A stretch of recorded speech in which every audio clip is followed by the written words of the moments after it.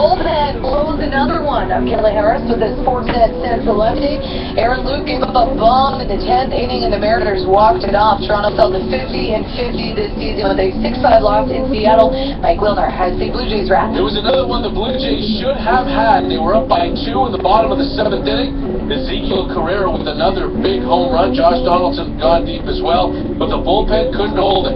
Buck Schultz gave up a 2-run homer to Nelson Cruz at the bottom of the 7th. Aaron Luke gives up the walk-off to Franklin Gutierrez in the 10th. Around the AL East, the Yankees hammered the Twins 7-2. They are 13 games above 500 and have won 6 straight series. They also have a 6.5-game lead on Toronto for first in the division.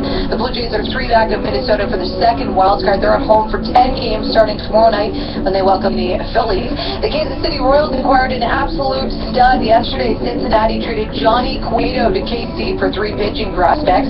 David Hurd couldn't end the drought. It's been 62 years now since the Canadian has won the RBC Canadian Open. He finished 3rd at 15 under, 2 shots back of Jason Day, who made a 20-foot putt on the par 5 18 for a 468 and a 1-stroke victory over Bubba Watson. Ian Leggett is coming up next on Dean Linnell & Company at 7:15 to break it all down. Meanwhile, after 16 days of competition, the 2015 Pan Am Games are over. Canada finished in 2nd, right behind the U.S. with a record-setting 217 medals.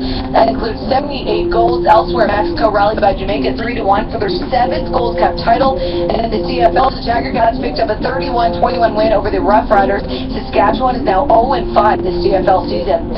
You're listening to Dean Linnell & Company on Toronto Sports Radio, Sportsnet 590 The Fan. Linnell & Company. We'll do it live. We'll do it live. I can operate it and we'll do it live. You're listening to Dean Linnell & Company of Sportsnet 590 The Fan.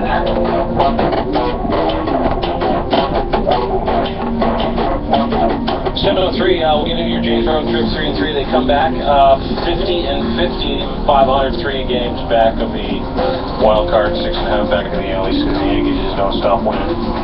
They carry pinstripe winning machines. Mad again. Through a real hateful period with the Yankees. I was out when they sucked. Oh, we're back again. You don't like what A-Rod is doing? I respect what A-Rod's doing, but hard to still like the guy anyway. It's incredible what he's doing, to be honest with you. 40, 3 dinners on Saturday. So we'll talk Jays, possibilities, trades. Mike Wilner will join us later on in the program as well, but right now time to talk a little golf, the RBC Canadian Open. Oh, it's A-Rod's birthday today, I've just been told by Matt Brown, sitting in for Ryan Fabra today. Is he 40 or 41? 40. I think he just turned 40 this year. Yeah.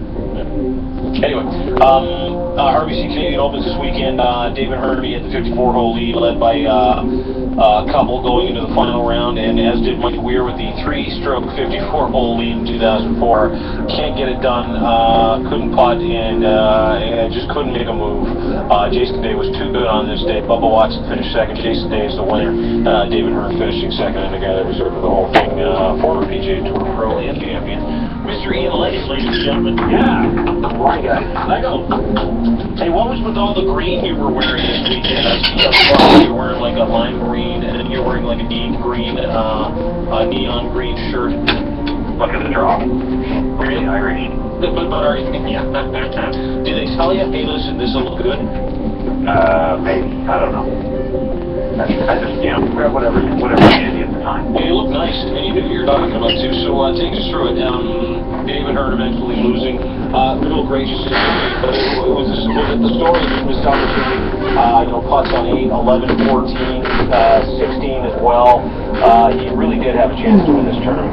He did hit a lot of good putts, but David said he wasn't real sharp yesterday, and he didn't give himself enough opportunities to, really good birdie opportunities to actually take this thing. He, quite honestly, he got off to, even though he birdied the first 2 holes, it was a little bit of a rocky start where he was not driving the ball very well. And the difference between yesterday and Saturday's round, where he just stood up on the first hole and hit a just absolute perfect tee shot, in the situation, the pressure he's under and everything, he needed to hit a couple good shots really early on off the tee, because that's how David was in position in the first place to have a chance to win this golf tournament, that he got the ball in the fairway. And those, first 2 holes, he really got away making birdies. So I think that kind of maybe unnerved him a little bit, where he just wasn't really sharp yesterday. Lego, is that the number one thing that goes when you're nervous, the driver? Or putting, and he did putt well. He led the field in putting going into Sunday. I don't know how the final stat ended up, but that can cover up a lot of mistakes when you're putting well. And not to say that he had any mistakes, he was putting extremely well. Misses with both David and Graham Gillette is that when they had chances to win on tour, if they would have putted a little bit better, they would have won the golf tournament. If you look at Graham Gillette's stats, Graham Gillette is Jordan Spieth if he's top 10 on the PGA Tour and putt. Their stats are almost identical except for putting. So if you're going to win a golf tournament, you're going to have to putt better, and I think that was the big difference for David.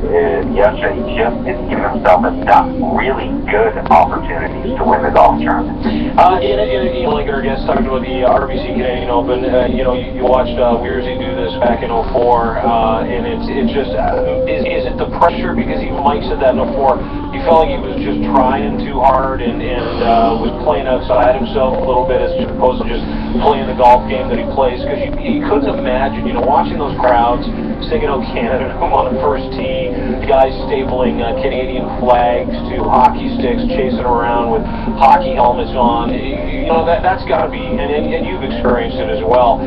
The support, as great as it is, it's got to be a stressor.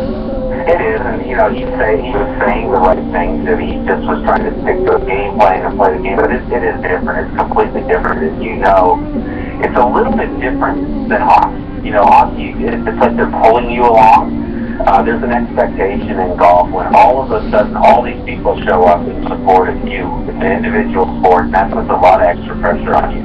So for David to be put in a situation like that is not the norm for him. That he'll have potential galleries like that when he's been playing where he's had a chance to win. He's been in playoffs, but for the entire weekend, that's a different situation. But I thought he handled it extremely well, and he's going to be better for it next time around. And this is the difference on the PGA Tour, is that the guys that win a lot, not only are they conditioned to it, but they love that situation. They want 20,000 people to show up to watch them play on Saturday and Sunday. This is what they're playing for. And if you aren't comfortable with that, well, then you probably should find another job or a smaller league to play in, because this is what's going to happen if you have an opportunity to win a golf tournament. I think David's getting more comfortable with it. Michael, how easy was it for the organizer? Sorry, just want to. David's getting more comfortable finishing second. Is that what you're saying?